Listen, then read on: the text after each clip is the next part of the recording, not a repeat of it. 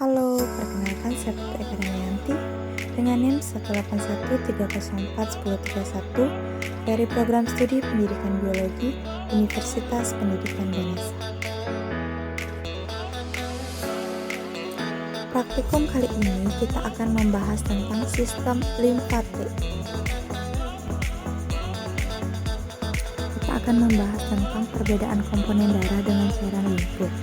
Sistem peredaran darah pada komponen darah tertutup, sedangkan cairan limfe terbuka. Zat yang dialirkan pada komponen darah yang berwarna merah, sedangkan cairan limfe yang berwarna putih kekuningan. Tenaga pendorong pada komponen darah yaitu kontraksi otot jantung, sedangkan cairan limfe kontraksi otot rangka. Zat yang diangkat yaitu pada komponen darah O2, CO2, protein, dan gula, sedangkan pada cairan limfe lemak, asam lemak, dan aldosterol. Sedangkan jenis pembuluhnya pada komponen darah yaitu arteri dan vena, sedangkan cairan limfe ductus thoracic dan ductus lymphaticus dexter.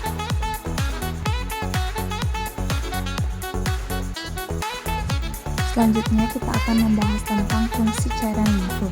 Yang pertama untuk sistem pertahanan tubuh, yang kedua untuk mengangkut kembali cairan tubuh, cairan plasma darah, sel darah putih yang berada di luar pembuluh darah, dan mengangkut lemak dari usus ke dalam sistem peredaran darah. Yang ketiga menyaring dan membuang partikel-partikel asing dari dalam tubuh. Yang keempat menyimpan sel imunologi kompeten membawa lemak dan lipid dari usus kecil ke dalam darah.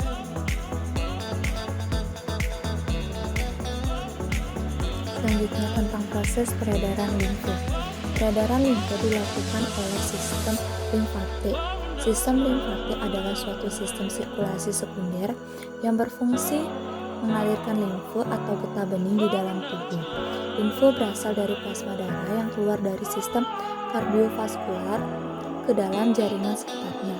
Cairan ini kemudian dikumpulkan oleh sistem limfe melalui proses difusi ke dalam kelenjar limfe dan dikembalikan ke dalam sistem sirkulasi.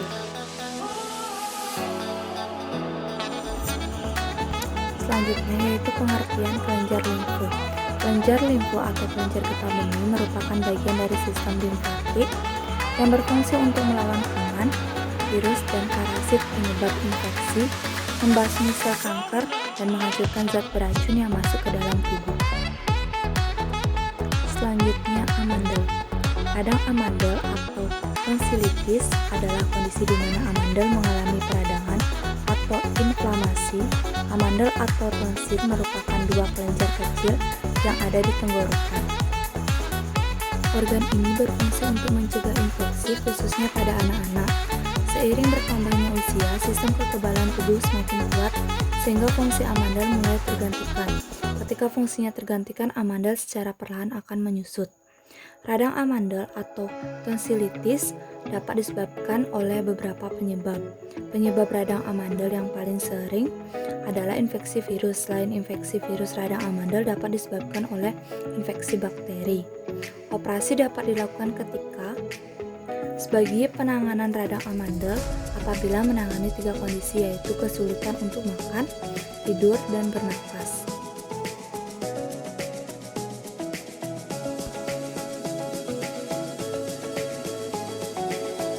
Selanjutnya yaitu tentang penyebab rasa sakit di ketiak. Salah satu penyebab rasa sakit di ketiak adalah adanya kelenjar getah bening atau limfe. Kelenjar getah bening adalah pusat sistem kekebalan manusia. Lokasi getah bening diantaranya di ketiak, leher, dan selangkangan.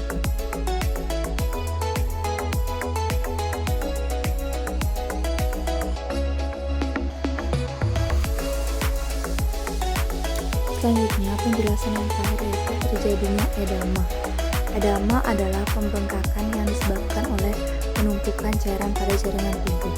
Secara umum, gejala dari ciri edema adalah bengkak, mengembang, dan kulit yang mengkilat, kulit yang berubah menjadi lesung setelah ditekan, kenyal pada engkel, wajah atau mata, bagian tubuh terasa sakit dan sendi kaku, kenaikan atau penurunan berat badan, tangan dan pembuluh leher yang tampak penuh, sakit kepala, sakit perut, mual dan muntah, perubahan kebiasaan buang air besar, lesu, dan linglung, kelainan visual.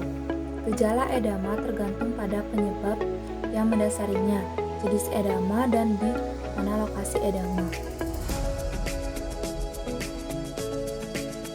Sekian dari penjelasan saya tadi, saya ucapkan terima kasih.